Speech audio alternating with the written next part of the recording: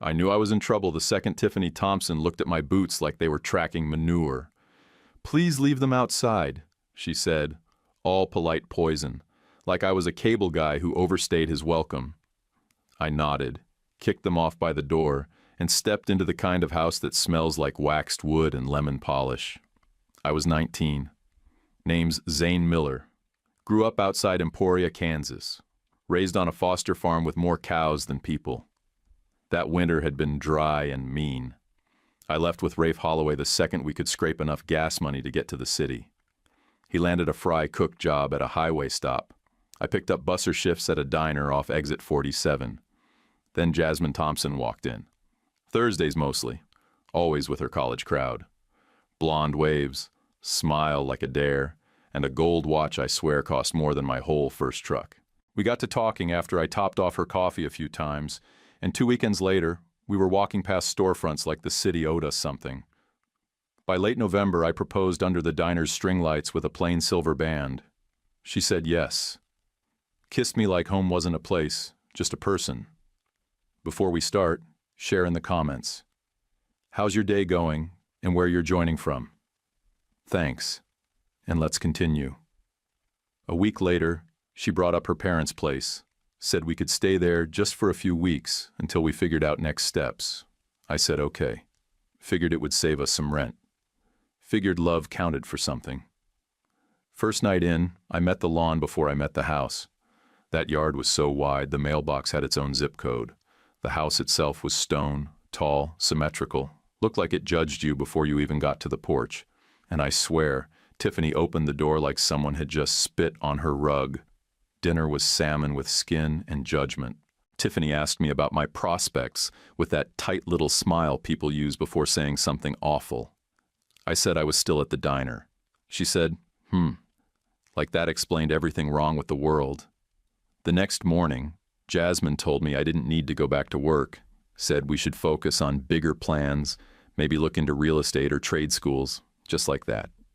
7-minute talk, sunny patio, nice little squeeze of the hand. I quit that afternoon. What I didn't see then, but I see it clear now, was how quick her we turned into he when her mom was around. Tiffany never raised her voice. She just poked and prodded like she was testing fruit. Said my laugh carried too far. Asked if I owned a belt that wasn't canvas.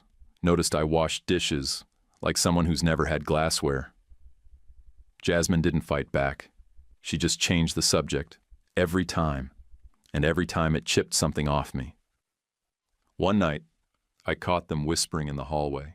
Jasmine looked back at me once, just once, didn't say a thing. After 3 weeks, I stopped feeling like I lived there. More like I was borrowing air. Every noise I made sounded too loud.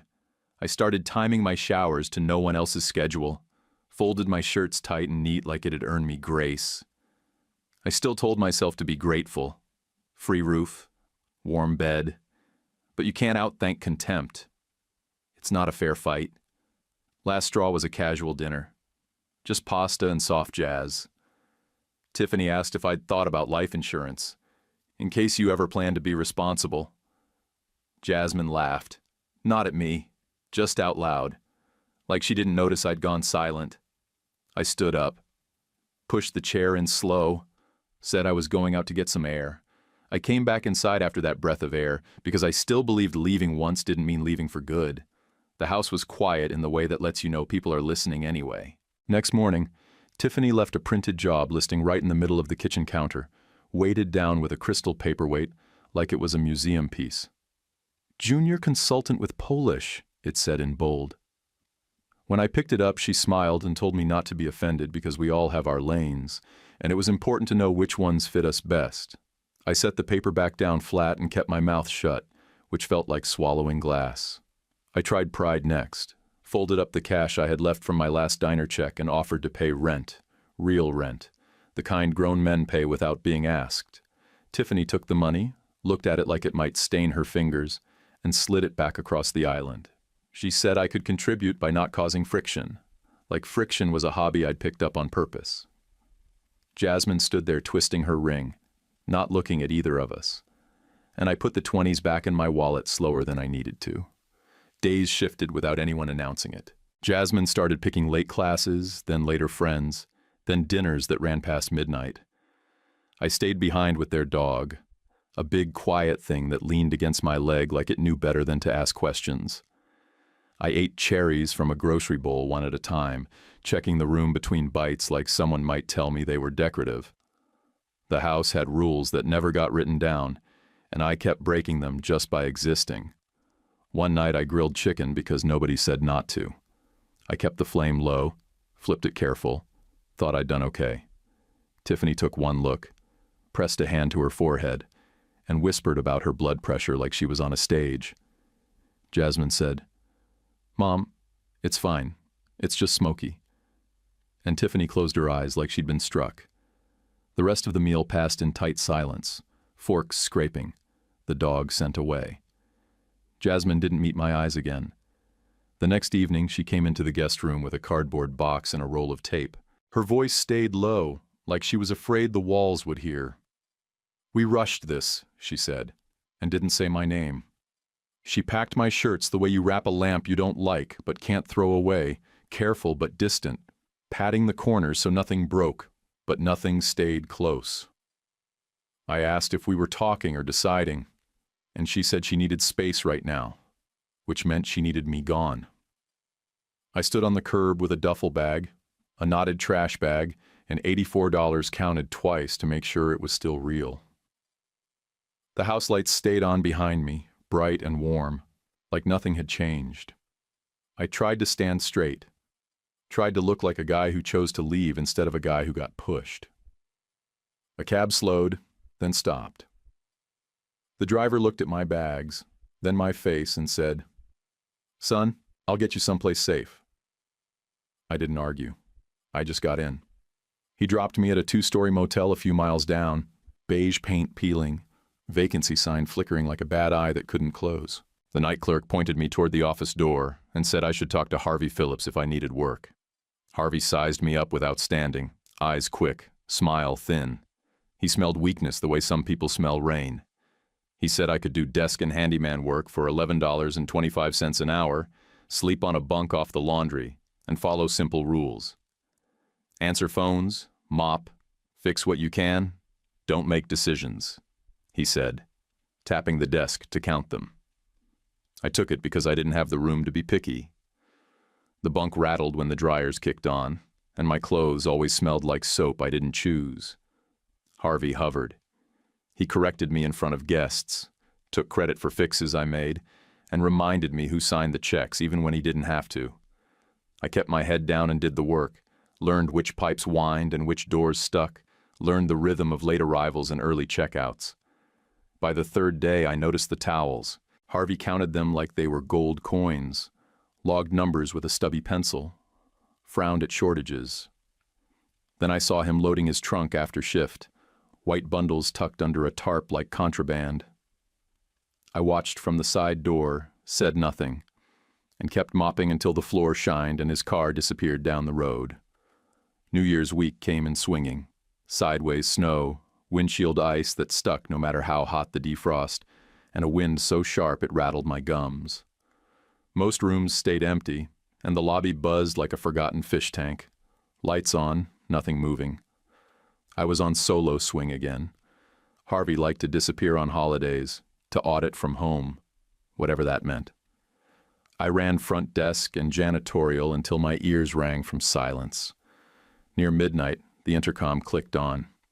Static, then a voice thin as a reed. "Please." I'm freezing. What got me wasn't just the words. It was the second voice underneath. Something in me that said, "Stay decent." I still don't know what that means exactly, but I buzzed her in. She came in bent against the wind, soaked to the bone, scarf wrapped where a hat should have been. Belly round under a winter coat 2 sizes too thin. Her hands trembled around a tote bag with one strap ripped, and she looked at me like she was trying not to cry. "Alice," she said. "Alice Morgan." I led her toward the side heater and grabbed a clean towel off the utility shelf. She didn't ask for anything, just sat there trying to warm her hands.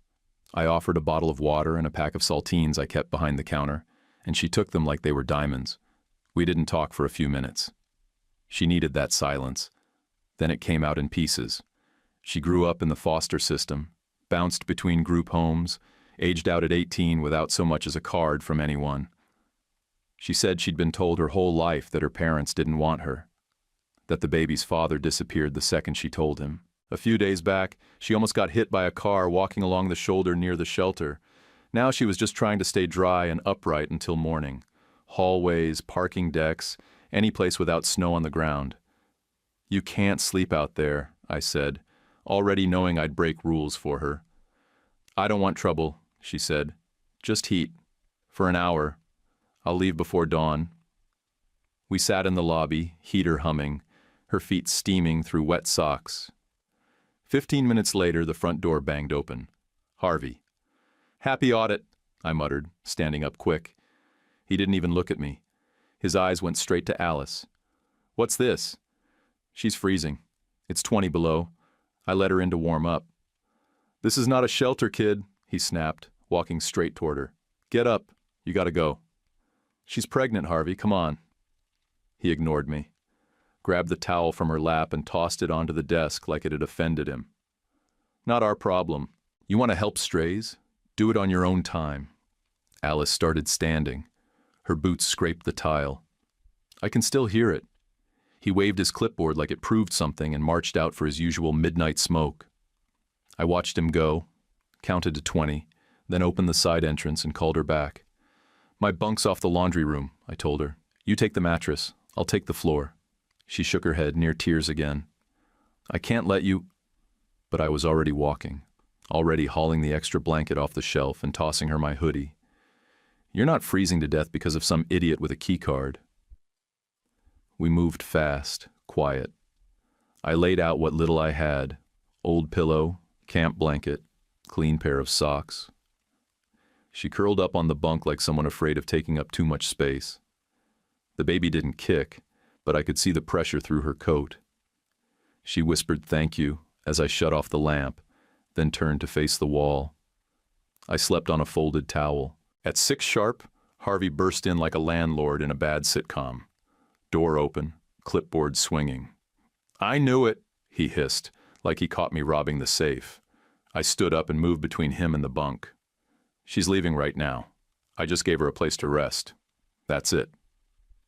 He threw a cardboard box on the counter with my name written in red marker. "You're done. Pack up. Don't touch the guest towels. Here's half your paycheck. You're a liability." I didn't fight. No point. I shoved my things into the bag, helped Alice gather hers, and walked her out to the front drive. My hands were stiff, pockets almost empty, but I flagged the next cab that passed. The driver didn't blink at the scene. Pregnant girl, duffel bag, guy in a thin hoodie.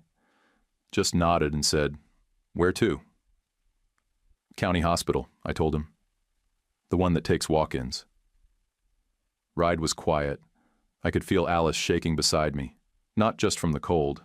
This was the kind of tired you can't fix with sleep. At the ER entrance, I paid the fare with my last bills, $68 flat, counting the tip. She tried to hand back a $5 she had crumpled in her pocket.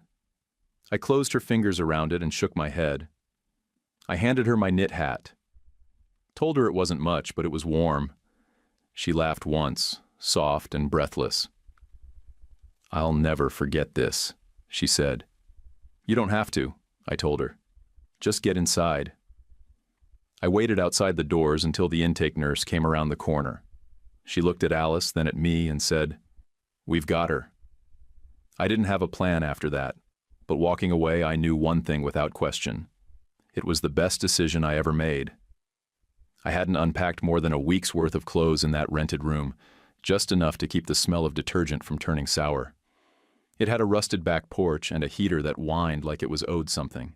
13 days after walking Alice into the ER, I was stuffing my jeans into a duffel, telling Rafe over the phone I'd catch the 5:15 and head home. My half of the rent was prepaid. Harvey's half paycheck was the only reason I had a key in the first place. My future was not. That's when the black SUV rolled up slow outside the porch.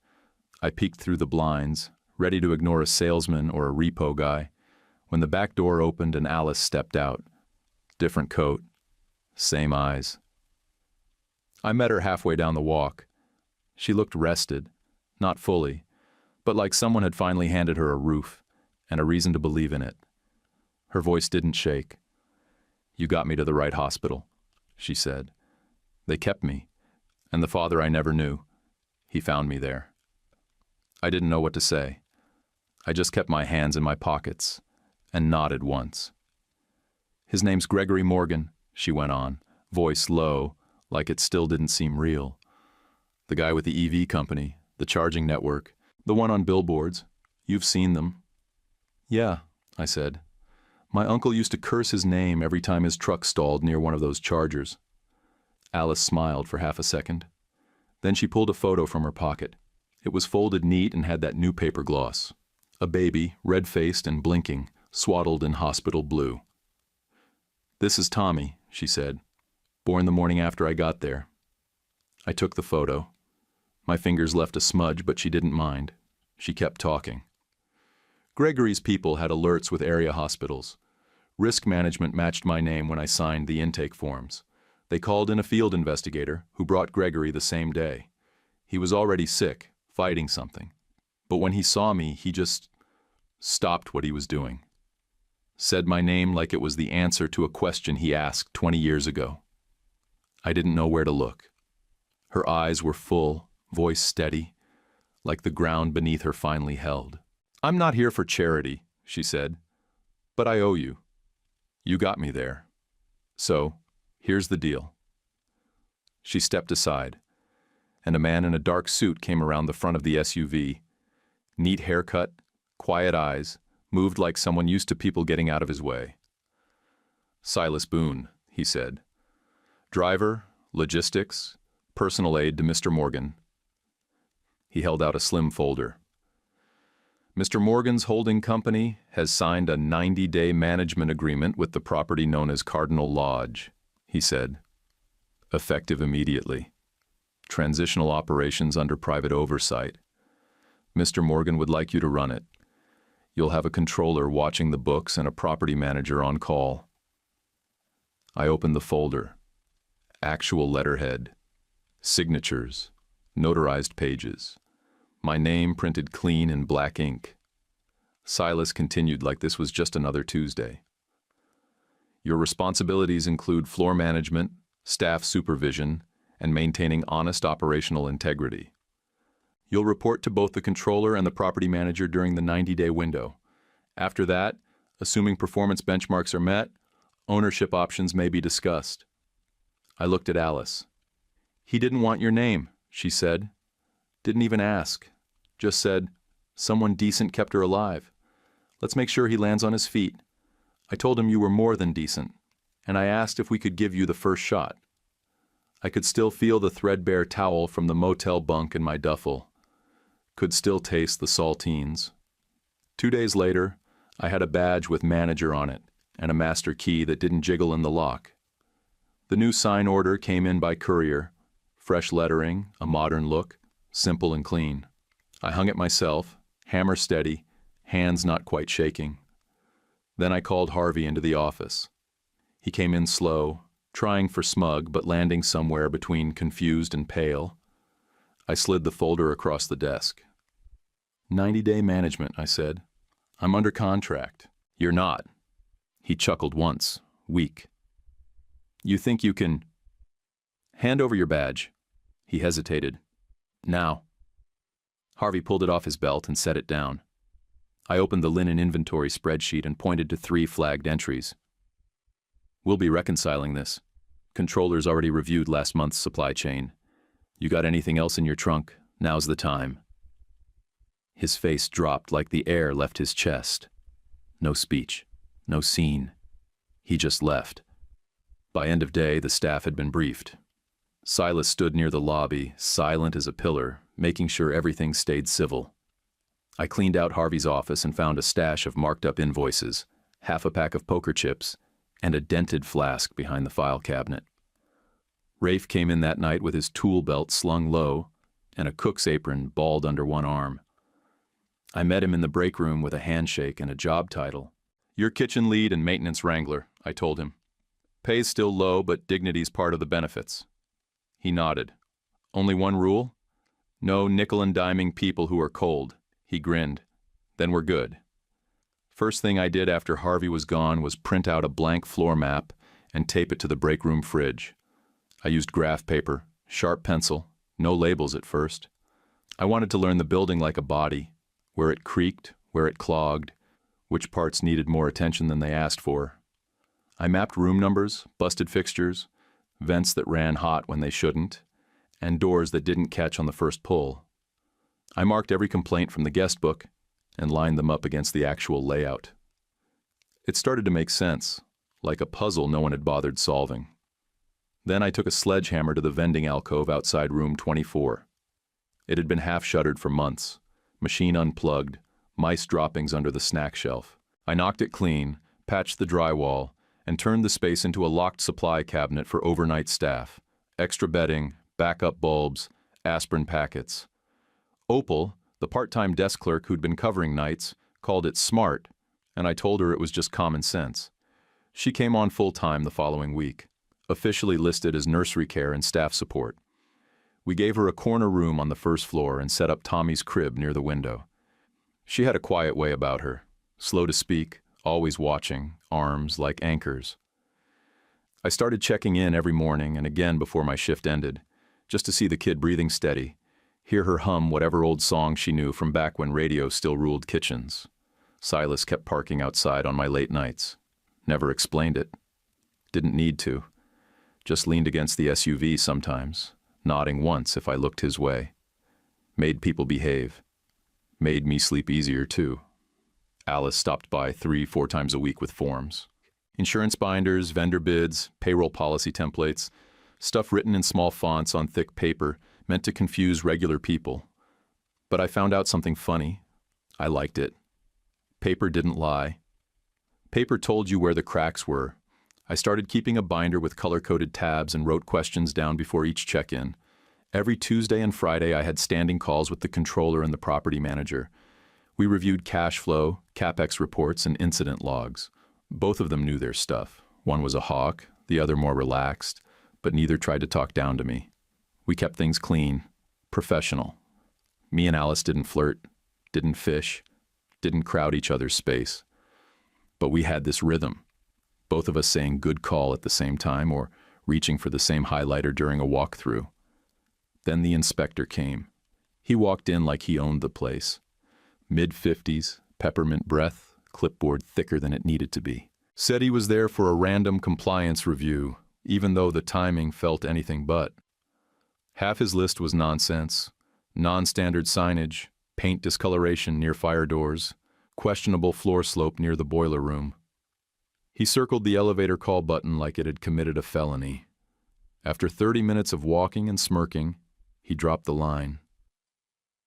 "If you want to keep this quiet," he said, "you could consider an expedited correction fee. $900, cash." I don't write that part down. I stared at him for a long second. Not angry, just calculating. "We'll pass," I said, "and post our records on the lobby wall by morning. Come back and see for yourself." He shrugged. "Suit yourself." He left behind a thick report and the scent of cheap cologne mixed with nerves. I brought the paper to the office and scanned the whole thing into the system. Then I called Rafe. "Bad?" he asked. "It's political," I said. "They want me rattled." He stayed late. We worked through the whole night, me, Rafe, and Opal for the early stuff. We replaced 4 exit bulbs, fixed 2 stairwell treads, relabeled the entire breaker map, and mounted updated safety signage from the code packet I'd pulled off the city website. Around 2 in the morning, Rafe called out from the office. "Hey, come look at this!" He'd cracked into a burner email that had pushed the inspector tip-off to the city hotline. The number linked back to a tennis buddy of Tiffany Thompson, same woman who made me leave my boots outside and called my laugh abrasive. And that number? Same one that showed up on an event vendor invoice 2 days before the inspector walked in. "Coincidence?" Rafe asked. "Nope," I said. "It's a pattern." I printed the whole thread, stapled the logs, and filed it in the general legal binder Gregory's team had set up. The motive was clear as glass. Rattle my post, bruise my record, make it easier for Jasmine to forget what it cost to push me out, maybe even pull me back in where they could manage me. But they didn't know how stubborn a guy gets when someone comes for his floor. By 7 a.m., the inspector returned for the recheck. We didn't offer him coffee, just handed him the documented fixes, complete with timestamps and staff initials. He said nothing. Walked the building again, slower this time, probably hoping we'd missed something. We hadn't. "You're clear," he muttered, signing the bottom of his form like it hurt. He didn't wait for a thank you. We didn't give him one. That afternoon I was sitting in the break room rewriting the maintenance cycle when Alice came in with a contract folder under her arm. "You look like you haven't slept," she said. "I haven't," I told her. "We passed the re-inspection." "I heard." She paused. "I also heard you hung that violation report in the lobby with a note that said, 'Resolved. Come see for yourself.'" "People like receipts," I said. Then she laughed, one of those real, unguarded laughs that put air back in your chest. "Remind me not to argue with you in front of a whiteboard," she said. I grinned. "Only fair warning I'll give." The night after the re-inspection, Gregory invited me to his place for supper. Said it casual over the phone, like it wasn't a big deal, but I knew better. The man didn't do anything without intention. When I showed up, the table was already set. 2 plates, cloth napkins, brown rice, grilled fish, lemon slices fanned out like someone had practiced. It was a meal you make when time matters more than taste. A meal that says, "I'm still here, but I'm counting the days." We sat across from each other in a kitchen that had probably seen more lawyers than recipes. First few minutes were just chewing and weather talk. Then I caught him watching my chest, not in a weird way, just focused. I looked down. My shirt had slipped open a bit and the locket was showing. Same one I'd worn since I was 2. An old brass oval on a plain chain. Nothing fancy. My foster mom told me it had belonged to Kimberly Hart, my birth mother. Said I'd had it on when they picked me up from county custody. Gregory set his fork down. "Can I see that?" he asked. I hesitated, then unclasped it and slid it across the table. The hinge stuck like always, but when it popped, something in him just stopped. He stared at the photo inside. Black and white young woman, soft face, eyes full of plans. His face shifted, not shocked, not confused, just still. "I knew Kimberly," he said. "Back in school. We were close for a while. She transferred out sophomore year. Never knew what happened to her after."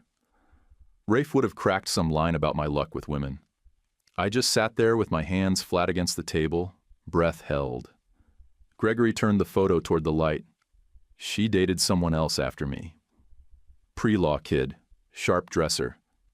But we kept in touch for a little while. "If you're her son, then we might have a problem," I finished.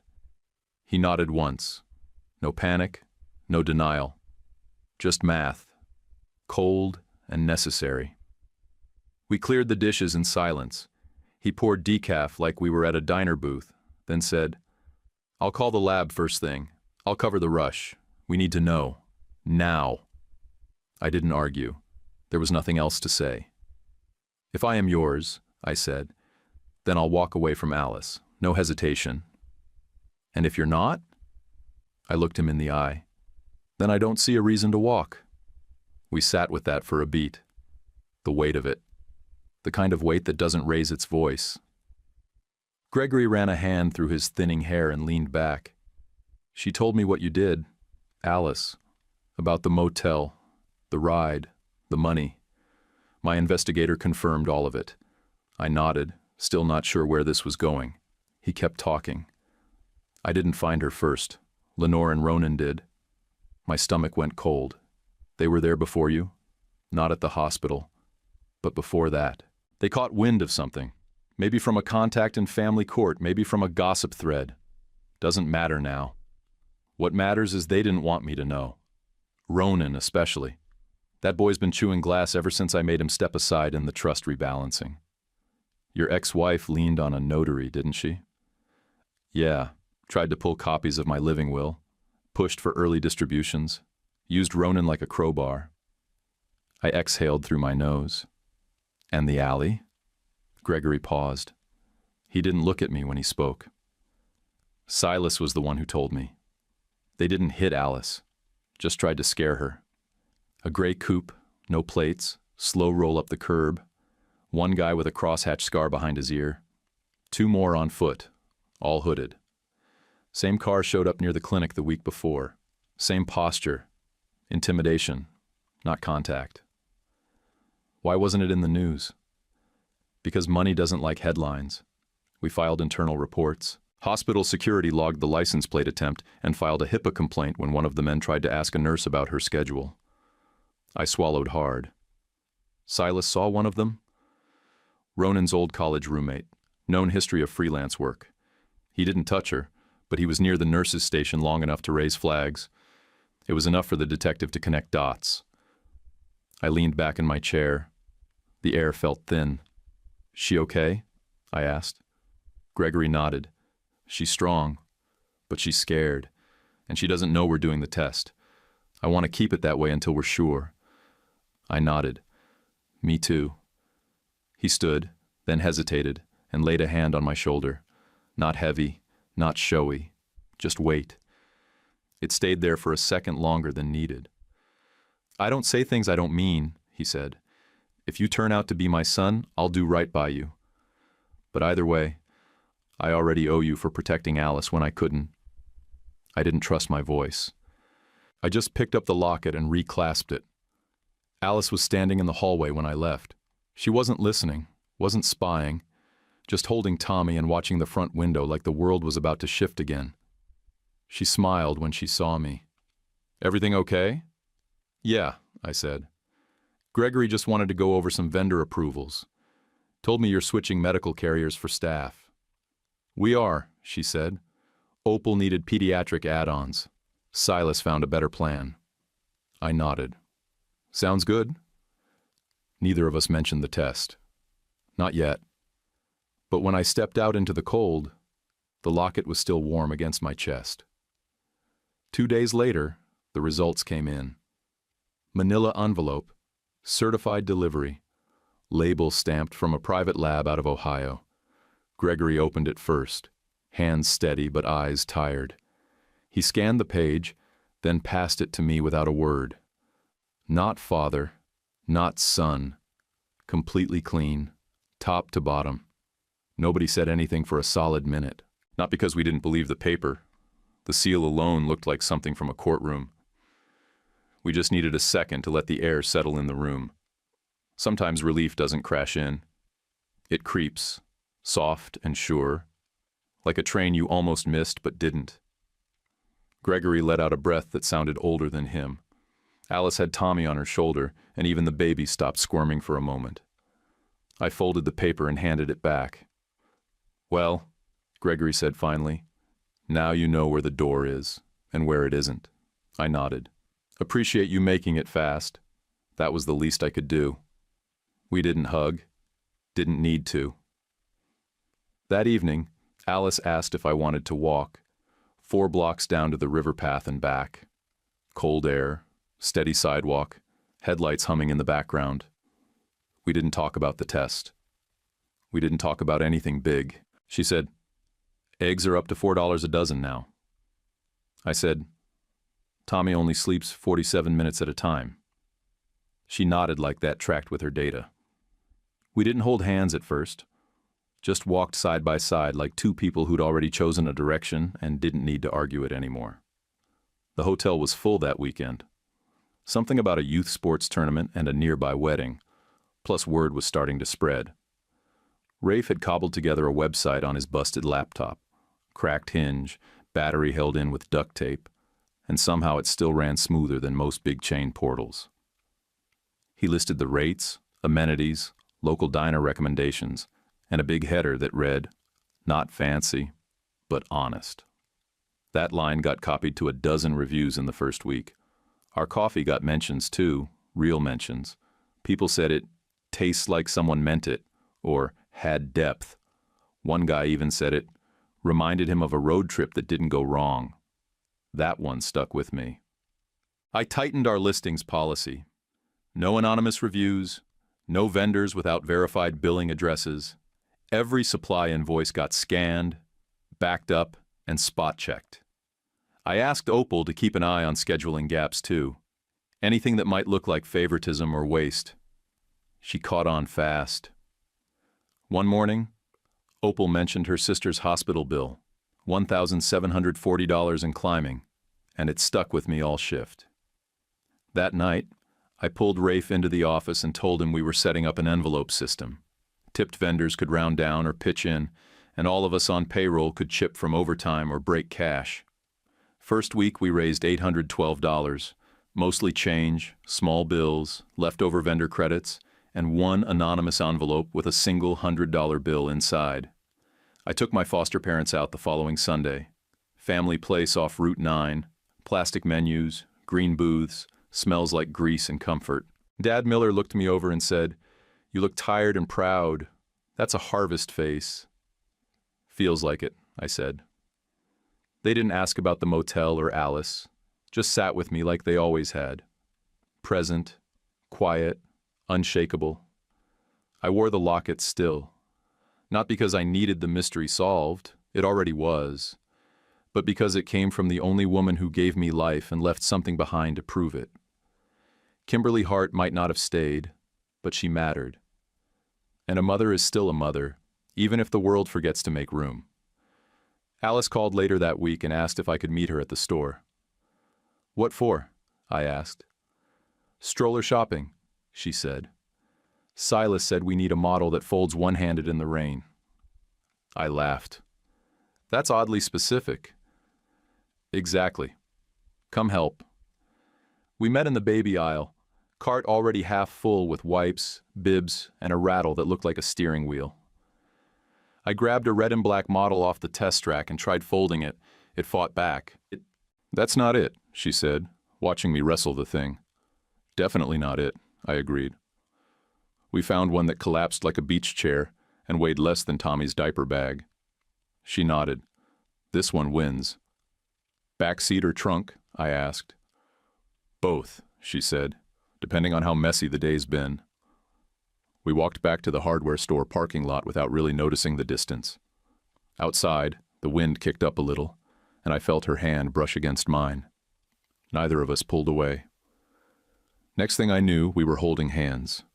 No big gesture, no lean-in kiss, just fingers laced between hardware shopping and loading a stroller box into the SUV.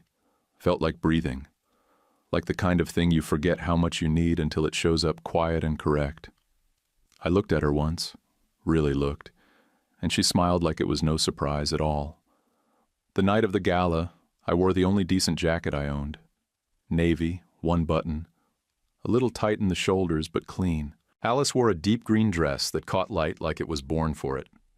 Gregory looked sharp in a tailored charcoal suit, one step slower than usual, but holding himself like a man who'd decided to stay alive longer than they told him he could. The event was a fundraiser for cancer care. Silent auction, art donations, speeches from doctors who used words soft enough to avoid scaring donors. It was held in one of those glass-paneled downtown buildings with fake plants in real dirt, and waiters who said, "still" or "sparkling," like it mattered. The quiches were the size of bottle caps. I hadn't eaten since lunch, and all I wanted was a burger.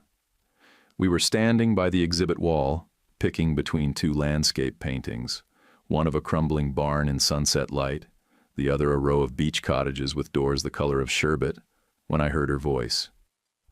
"Now this is tasteful," Tiffany said, dragging the word like she had to kill it herself. I turned. Jasmine stood next to her, thinner than I remembered, lips done up too red for her skin tone, fingers gripping her clutch like it might float off without her. She looked at me like she was near a broken window and trying to guess if it had been her fault. Tiffany's eyes moved down me, then back up. Not a word yet, just calculation. I felt Alice shift beside me. "We're doing fine, thanks," she said, voice calm and soft as felt. "It's good to see you. Are you supporting the cancer initiative tonight? Tiffany blinked, caught between offense and confusion. Jasmine whispered, "Hi, Zane," almost like she wasn't supposed to. "Hi, Jasmine," I said. I didn't move closer. Gregory approached just in time, greeted them both like they were neighbors at a mailbox. Brief nods, flat tone. Then he excused himself to speak with a donor on the far end of the gallery. You could tell it took practice to be that civil with people who had tried to erase your daughter from existence. Alice didn't falter. She asked Tiffany which artist she liked, listened to her answer like it mattered, then turned the talk toward the charity again. And the more generous Alice got, the smaller Tiffany seemed. It wasn't loud, it was elegant, and it was effective. Off to the side, near the drinks table, I spotted Ronan Vale. He had the kind of haircut that screamed legacy money, and a jawline he never earned. He was laughing too loud at something no one had said. His mother, Lenore, stood beside a board member, air-kissing both cheeks like it was a runway show. Her pearls looked older than the carpet under our feet. Security clocked them too. One of the guards shifted his stance subtly closer to Alice. Silas, standing like a statue near the rear door, nodded once. That was enough. No risk tonight. Nothing left to chance. Then came the real kicker, the city inspector from the random motel audit 3 weeks ago. He tried a smile, like we were two guys who once shared a smoke break. I looked him dead in the face, didn't say a word, and let him pass. He walked faster after that. A few minutes later, I stepped away and made my way to the Galachair's table. She wore a headset and a silver dress, and handled 3 conversations at once. I waited for her to look my way, then handed her a plain white envelope. "What's this?" she asked. "Documentation," I said. "Call logs, screenshots, and vendor invoice IDs. You've got a city inspector on your guest list who's tied to a tennis circle connected to Tiffany Thompson. That circle arranged a fake complaint to sabotage my business. It's all in there." She opened the flap, flipped through the first page, and nodded. "And the copies?" "Filed with Gregory Morgan's attorney. Also submitted to the Municipal Ethics Office this morning. Just wanted you to have your own set. No surprises." She nodded again, quieter this time. "Appreciate the heads up." I walked away before she could thank me. It wasn't about gratitude. It was about traceability. The ride home was quiet for most of the trip. City lights blurred past the window, Silas driving steady like always. Alice finally broke the silence. "Thank you for not making a scene," she said, looking at me sideways. I shrugged. That was a scene, just a soft one. She smiled and slid her hand over mine. I didn't need anything louder. We didn't ask Gregory's investigator to keep us in the loop. He just did. Quiet emails, the occasional secure call. Lenore and Ronan got hit first. Civil suits. An attempted endangerment count tied to the alley stunt. The notary who leaked Gregory's will lost his license without a fight. The state board found the audit trail too clean, the motivation too obvious, and the payoff a little too big for just a mistake. I never sat in for the depositions. Didn't need to. Gregory's lawyer filled in the blanks. He laid it out like a grid, timestamps, payment logs, messages about clearing obstacles and securing assets. Ronan used burner phones, but not enough VPN to matter. His arrogance was his tell. Harvey tried one more play before his stink left the walls for good. He used a bogus supplier contact, some shady third-party reseller based out of Nevada, and filed a backdated equipment order for 38 mini fridges, billed to our motel with my name forged at the bottom. To cover his tracks, he spun up a burner blog and started seeding fake reviews, claims of price gouging, said we refused discounts for veterans, called us a grift motel. Thing is, the supplier flagged it, said the signature didn't match, called our main line to confirm. Rafe caught the call, forwarded it straight to me. Our approval chain caught the fraud because I'd made it policy. No purchases over $50 without 2 sign-offs. We traced the IP from the fake blog to a public library Harvey liked to lurk in. When the DA got the whole case, camera footage, Site access logs, handwriting samples. It was like wrapping a snake in plastic. No room to wiggle? We didn't gloat, just got back to work. During the cold snap that hit the county 2 weeks later, we hosted a community breakfast for road crews. 49 plates served, 6 pots of coffee brewed. We cleared out the old meeting room, borrowed tables from a church 2 blocks over, and told everyone to eat until they couldn't. One of the county commissioners showed up unannounced, sat across from me while I refilled his mug and asked, "How does a kid like you run a place like this?" I told him the truth. Good people gave me a shot. All I had to do was not waste it. That Sunday, the local paper ran a small story in the community section. Local inn reboots under young general manager. Half a column, black and white photo, me standing under the new sign with a paintbrush in my hand. My foster mom clipped it out with kitchen scissors older than me. She mailed a copy to everyone in the Miller Christmas card circle. Said, "You made it past the mud. Don't forget the fence line." Tommy started sleeping longer stretches, thanks to Opal's miracle routine. Bath, blanket, sway, hum. She taught me how to burp him one afternoon, firm hand to my back, saying, "You're too gentle. Babies don't break that easy." I taught Silas how to fix the sticky door closer near the boiler room with just a pencil stub and some packing tape. He said I was wasted in management and born for mechanics. We fell into something like rhythm, a quiet kind. The kind where people knock before entering and say thank you without being told. I moved out of the laundry bunk and into a 2-bedroom apartment 5 blocks from Gregory's place. First floor, corner unit, second-hand couch I actually liked. Rafe took over my old bunk at the hotel and said the ghost in the dryer finally stopped whistling now that I was gone. "I'm not saying it missed you," he told me, "but it sure stopped making noise." Some nights I'd walk the lobby one last time before close, expecting to find something broken, stolen, or left behind. But more often than not, I found clean towels and soft light and nothing else. That kind of quiet, it's a shock. The good kind. The kind that makes you believe you earned it. I didn't get revenge in the way people usually want it. Nobody groveled. Nobody came crying. But I got something better. I got a full parking lot and a staff that went home with dignity. We had everyone over on a Tuesday because Tuesdays don't demand you earn them. No holiday, no anniversary. Just a night where nobody had a better reason not to be there. Gregory took the side chair by the hearth, slow and steady, but upright. Silas brought folding chairs without being asked. Opal came in with a casserole dish and that look that said she'd already spotted something I forgot to prep. Rafe showed up late with 2 bags of ice and one story he wasn't done telling. My foster folks parked behind the SUV like they owned the place. Mom wore her denim jacket with the embroidery she'd done back when I still believed county fairs fixed everything.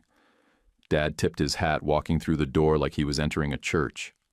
The storm outside hadn't fully hit, but the wind had started slapping the windows like it had something to prove. Tommy slept in the bassinet, one sock off and one arm stretched like he was claiming space. The housekeepers who'd stayed for dinner were already halfway into seconds and laughing about something Silas mumbled while setting out plates. I grilled the chicken on the back porch. No smoke, no panic, no Tiffany Thompson with her tight smile and whispered judgment. Just good heat, clean cook, and enough spice to make Rafe say, "Okay, now you're showing off." Gregory leaned forward near the fire and started telling Rafe about selling car parts out of a Pontiac trunk in 1993. He had that voice that carried weight without volume. You could hear the old roads in him, the ones that didn't have signs but still got you where you needed to go. After dinner, Alice and I waited until the coffee was poured. She stood next to me at the counter while I passed around mugs. "We've got something to say," she said, loud enough to clear the room noise but soft enough to keep it ours. "We're getting married this spring. Backyard, no registry, small ceremony. Come if you want, bring a chair." Nobody clapped. It was better than clapping. Silas smiled like someone just told him he could keep the change. Opal nodded once, then said, "I'll bring the pie." Rafe grinned and pointed a spoon at me. "I'll write a toast and regret it the second I open my mouth." Gregory raised his cup. Didn't speak, just raised it. I looked across the room at Dad Miller and called him what I should have years ago. "Hey, Dad." He turned like it was the most natural thing in the world. "You'd walk her, right? Porch to the apple tree? If she's good with it?" He didn't hesitate. "We can make our own tradition." That was the night. Nothing grand. No dramatic speeches or teary vows. Just people. Real ones. The kind who show up even when no one's watching. The storm finally broke around 9, rain tapping glass like a loose hand at the door. Everyone stayed another half hour, like leaving early might jinx it. When the last dish hit the rack, and the last laugh had faded into the carpet, the house got quiet the way a house should. Alice leaned into me while I dried a plate. Just leaned. "1 second, no words." "That's a long time when you've been cold before." Tommy snored in the bassinet like a tiny old man with nothing left to prove. "Hey, real quick before you scroll, can I ask you something personal? Who in your life gave you that one shot you didn't want to waste? And did you ever get to thank them for it? If you've got the hype feature, tapping it helps this story reach more people who need it. And if this one hit home, liking and subscribing means a lot. It's just one click. Drop a comment too, even just good story or your thoughts. I read everyone. Love you guys.